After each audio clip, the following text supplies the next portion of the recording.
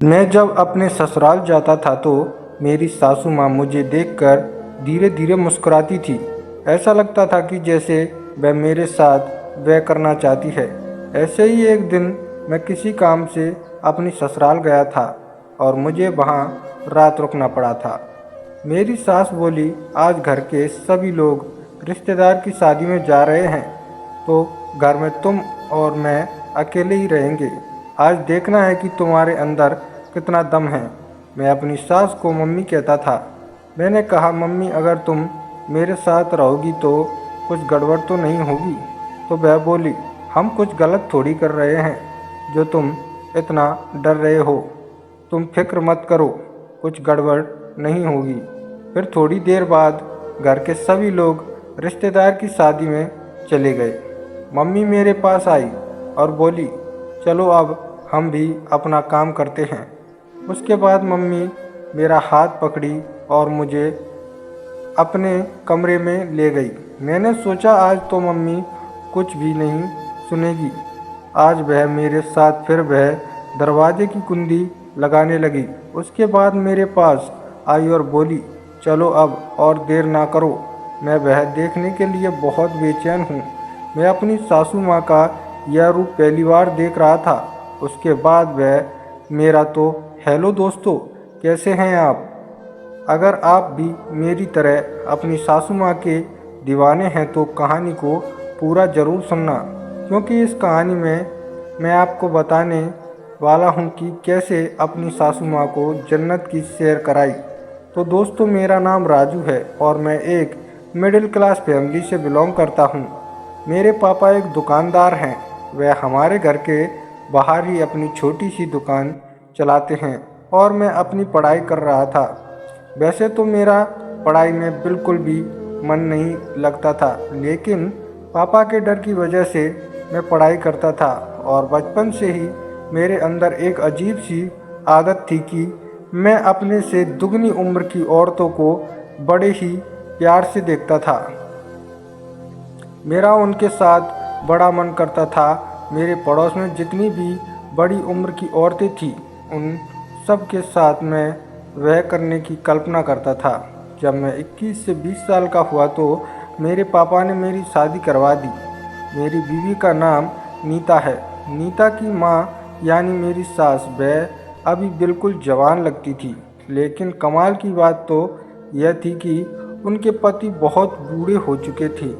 जब मैंने उनको अपनी पत्नी में देखा था तो बस मैं देखता ही रह गया था। वह मुझे अपनी बीवी से भी खूबसूरत लग रही थी। एक दिन मैंने नीता से पूछा, मैंने कहा, नीता मुझे एक बात नहीं समझ आई। तो नीता बोली, कौन सी बात? मैंने कहा, तुम्हारी मम्मी अभी बिल्कुल जवान हैं, लेकिन तुम्हारे पापा एकदम बूढ़े हो चुके हैं, ऐसा क्यों? तो नीता हंसने लगी और बोली, असल में यह मेरी सगी मम्मी नहीं है, बल्कि मेरी सौतेली माँ है। लेकिन उन्होंने मुझे आज तक अपनी माँ की कमी महसूस होने नहीं दी। नीता बोली, मेरी मम्मी 2 बहनें थीं। उनमें से सबसे बड़ी मेरी मम्मी थी।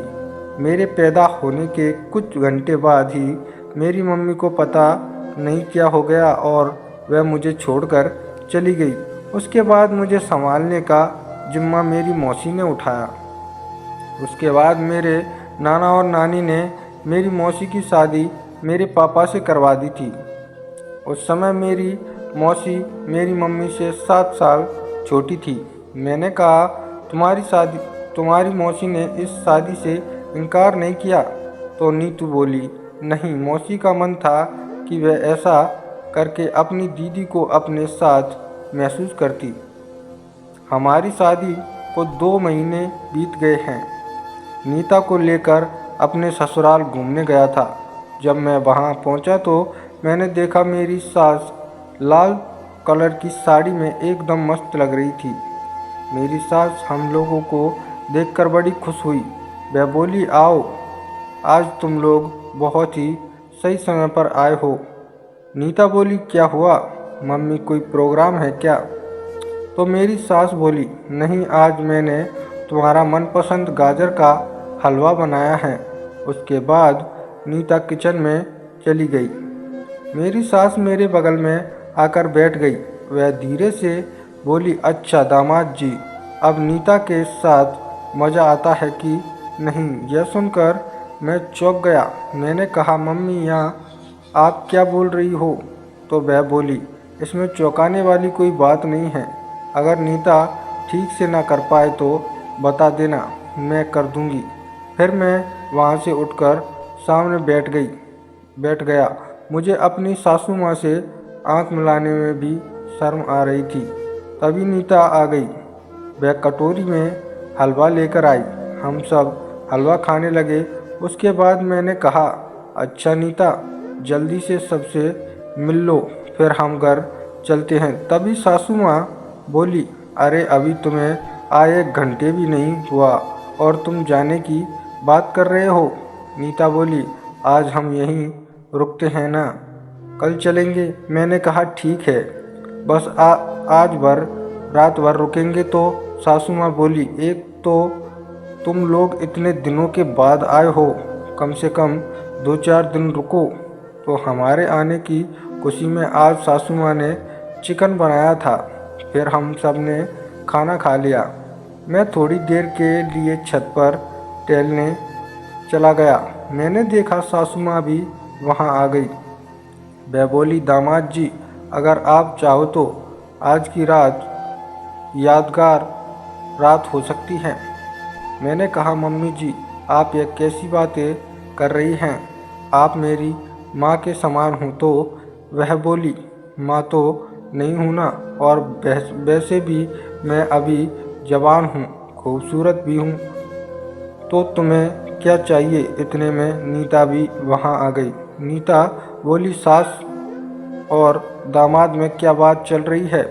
तो मम्मी बोली, कुछ नहीं बेटा, मैं इनसे कह रही थी कि जीवन का आनंद लेने के लिए अपने से बड़े लोगों के साथ काम करना बहुत ज़रूरी होता है। इससे अच्छा खासा एक्सपीरियंस मिलता है। नीता बोली, हाँ जी माँ, बिल्कुल ठीक कह रही है। हम लोग कुछ देर छत पर टहलने के बाद नीचे आ गए। तभी सासू माँ बोली, हम सब यहीं हॉल में सो जाते हैं, क्योंकि यहाँ कूलर चल रहा है और हमें गर्मी भी नहीं लगेगी। उसके बाद सासू माँ ने बिस्तर लगाया और हम सब हॉल में सोने चले गए।